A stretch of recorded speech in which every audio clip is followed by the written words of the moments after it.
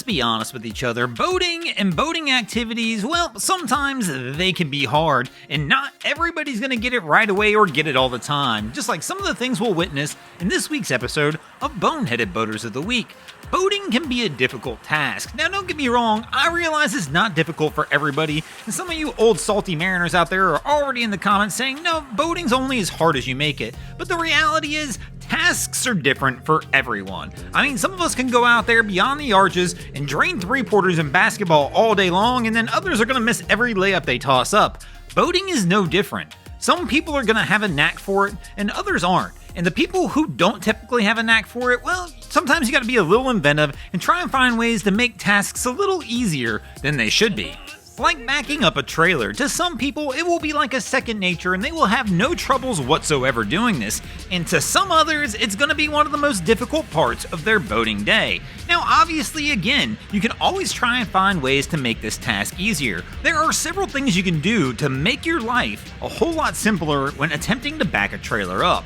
And visibility is the number one key. If you can't see the trailer, the task is going to be a whole lot more difficult than it needs to be. So that means things like single jet ski trailers and narrow trailers are a whole lot harder to back up for most than something that's a much larger, bigger, or wider trailer. So ways you can improve the visibility, of course, is just to go ahead and pop the tailgate on the truck that you're using, or pop the tailgate on the SUV that you're using so you can actually see back and see the entire trailer. Another thing you can do is add guide poles to the end of the trailer. Yes, those are typically used to help guide the boat on, but also when you're backing the trailer up, all of a sudden you have something you can see in your rearview mirror to tell you where the end of the trailer is.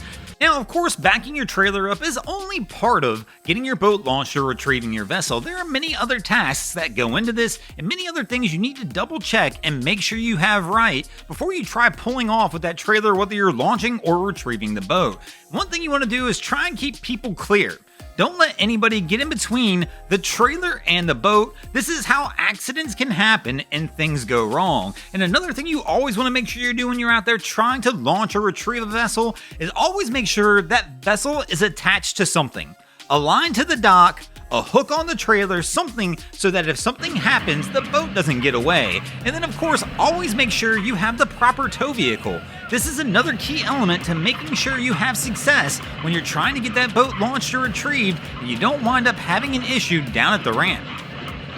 And then of course another thing you want to do is always make sure you're using all the proper safety equipment. That's right, those safety chains on the trailer are 100% there for a reason. Not because the shiny chrome looks good, they're there to help prevent that trailer from coming off your vehicle accidentally in case you forget to latch it down or it doesn't latch down correctly. Now of course, trailering your vessel is just one part of boating. Even once you get the trailering part down, you still got other tasks you're gonna have to figure out there on the water, like how to get this boat on and off the dock. This is another one where we see people struggle all the time, and it's because you've got various factors you're dealing with.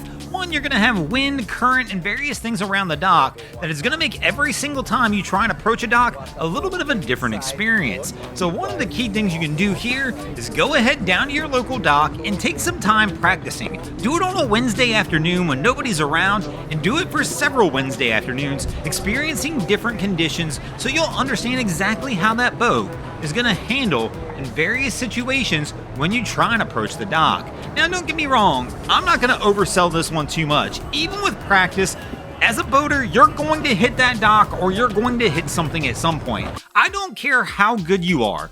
Even the pros who do this for a living, on occasion, they wind up hitting things. Let's be honest, as we mentioned, boating is tough, but on top of being tough, things just go wrong. From time to time, you're going to find yourself in a situation in boating where it's just not going to go your way. And all you can do is use your skills and your abilities to try and limit that situation to where it doesn't become the worst situation it can be.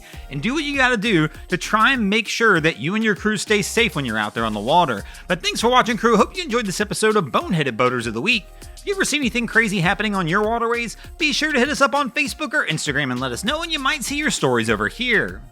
Angel Omi 5, Anna Burke 4, Colin Glover, Earl Evans, Adam Coolidge, Picasso West, and Trent Raymond did this week. And if you guys haven't already, go ahead and drop an anchor on the subscribe button here. If not, we're coming to steal your drain plug.